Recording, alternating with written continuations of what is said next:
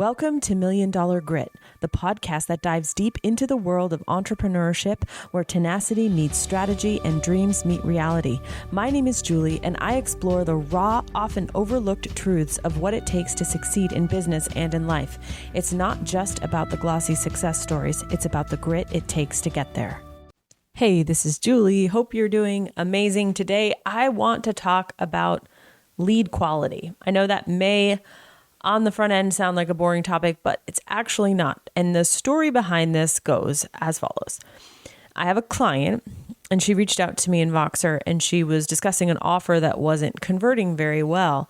And it's instinct for anyone to immediately think, okay, the offer's not good, or possibly the sales message or the sales page isn't good, the price is wrong. And all of those things are incredibly important. I spend lots of time talking about those things. But in this case, the offer has sold before. There is some market validation.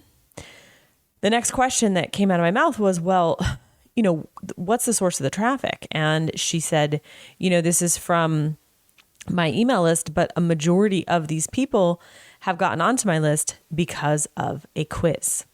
And so this took us on a discussion about the quality of your leads, the quality of your traffic. So if we are looking at any kind of online business, we grow our email list through free offers. That's, usually how it's done.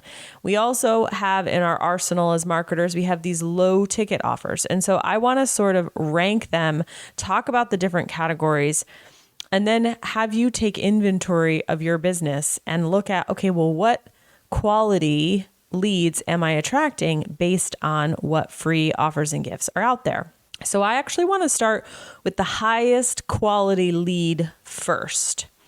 And it's a little bit of a misnomer here because the highest quality lead that you can get in your business to sell, your products is actually a customer. But we're talking about the customers who spend a very small amount of money. So right at the top, the very highest quality that I've seen are people who buy your low ticket offers. So technically they're customers. Those folks are already showing that they're willing to take their credit card out when the offer is right. So if you have your classic sales funnel, you click on a Facebook ad, you're invited to purchase something that's $27 or $37, there's an order bump, there's an OTO, and that is the highest quality lead/customer that you can get. And they are most likely to be buyers of bigger things.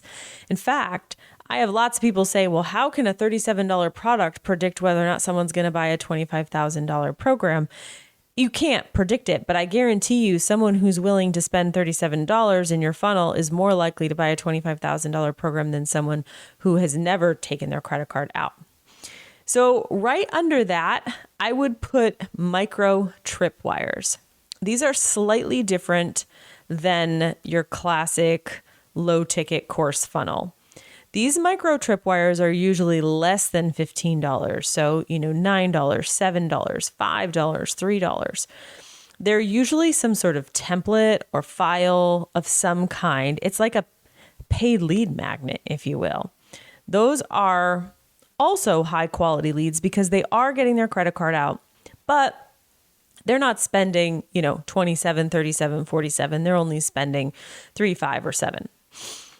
So if you don't have either a low ticket course or a micro tripwire in your company, in your business, you may want to consider because they do technically cost more to acquire the customer, but then they are a better lead, much, much better quality on your email list. So then we go down, and the next sort of level of commitment underneath getting a credit card out would be things that are event-based. So free offers that are event-based consist of webinars, right? So live in-time webinars, challenges, so live free 5-day challenges, workshop series, right? So we taught a 3-part workshop series where it's a free class for 3 weeks in a row on, like, say, a Monday, Those are high quality leads because you're asking people to commit time and energy and attention. And so while they're maybe not quite as high quality as a paying customer, they are going to be, technically more expensive when it comes to Facebook ads. And so people might be like, well, I can get leads for cheaper if I do a quiz. Sure, you can, but quality wise, you're probably getting a better lead when someone is willing to participate in some sort of event. You might actually want to put a free phone call in there as well. If you offer like free strategy sessions, that would be sort of an event based, like the event is the coffee chat, if you will. So that's kind of the second level underneath the low ticket course micro tripwire customer lead type people. So if we go even lower than that, now we're getting into a little bit less high quality, but can still be great leads. And these are people who they download free gifts. Most often these are checklists, these are PDFs, they may be ebooks, guides, workbooks, things like that. They are your classic freebie, if you will. We call them opt-ins, lead magnets, freebies. Those can oftentimes be cheaper than what it costs to get someone to attend your webinar. But again, quality-wise, it's going to be a little bit lower. And so those are easy to put out, easy to run, and tend to, depending on your niche, you can get still $1, $2 leads off of Facebook ads. If we go one level lower, now we are in the lower quality bucket of quizzes and giveaways. And so these types of free offers tend to attract freebie seekers, even though you can find good people in there. More than likely, the quiz is going to be that sort of impulsive, like I want to take this and I just want to get my results. Assessments, if you position your quiz a little bit more like an assessment, then you sort of communicate psychologically like, hey, this is going to take some time. If you make your assessment involved enough, I would actually take that and now move it over to the event bucket, in which case you probably have a high quality lead. But, back in the day when you were scrolling on Facebook and you see all those like Playbuzz quizzes, like what Disney princess are you? Those kinds of things. All those quizzes that like get you lots and lots of leads tend to be very low quality. And I put in that bucket giveaways as well, since people are going to throw their email in the ring for some free, chance to win something. And so those are in the lowest bucket. There is technically a lower bucket, but it's not necessarily a lower bucket. It's just a shadier bucket, if you will. And this is buying email lists outright. You're not supposed to do this, scraping email addresses. There's a lot of gray hat tactics where you're not even putting out a free offer. You're just gathering a list from somebody else, whether you're paying for it or not. You have no idea what the quality of that lead is, right? You don't know how dead the list is. So I definitely don't recommend that. But so you're hearing me talk and you're looking at what free gifts you have in your company. Ideally, you want to have at least one free offer in every bucket, except I don't really think you have to have one in the quiz or giveaway bucket. I think quizzes and giveaways can work well if you're trying to like quickly grow an account, like a social media account.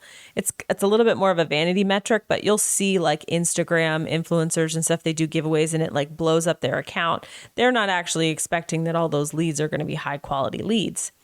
So you say, okay, in my company, do I have a free gift that is, PDF, checklist, some sort of ebook or guide? Do I have a free gift that's event-based, meaning a challenge or a workshop series or a webinar or a phone call? Or if you have an assessment that you can make pretty detailed so that it takes a commitment of time, that is the key. The commitment of time is what drives the quality of that lead up. And then do I have something low cost, either in micro tripwire form or in low ticket course form? And do I have one in each of those three buckets? And if you do, awesome. Yes, you could totally try a quiz or a giveaway. But if you don't, I would recommend that you get one free offer in each one of those buckets. What what that is going to do, my goodness, I can't talk today, is it's going to sort of cross-pollinate your email list. So not every lead that comes in the door will be super high quality on the PDF, on the checklist, which is fine, but a lot of them will be.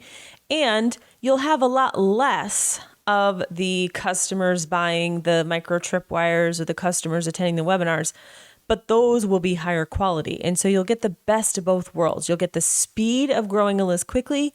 You'll get the quality of those more commitment heavy type gifts. And then you cross-pollinate it together. And then you can be reasonably certain that when you deliver an offer to this list, and you've done a decent job with the funnel, with the offer, with the sales message, you should get a 3 to 5% conversion rate. But if your list is being built off of one PDF checklist and some quiz out on the internet, you're not really going to be able to depend on that 3%. So I hope this was helpful. If so, please leave me a review, hit me up on Instagram, send me a DM, and I'll talk to you soon. And there you have it, folks. Another dose of $1 Million Grit. I hope today's episode has left you feeling inspired, equipped, and ready to face your own entrepreneurial journey with resolve. Remember, until next time, embrace the struggle, harness your grit, and keep pushing forward. You're stronger than any challenge you face. I'm Julie, and this has been $1 Million Grit.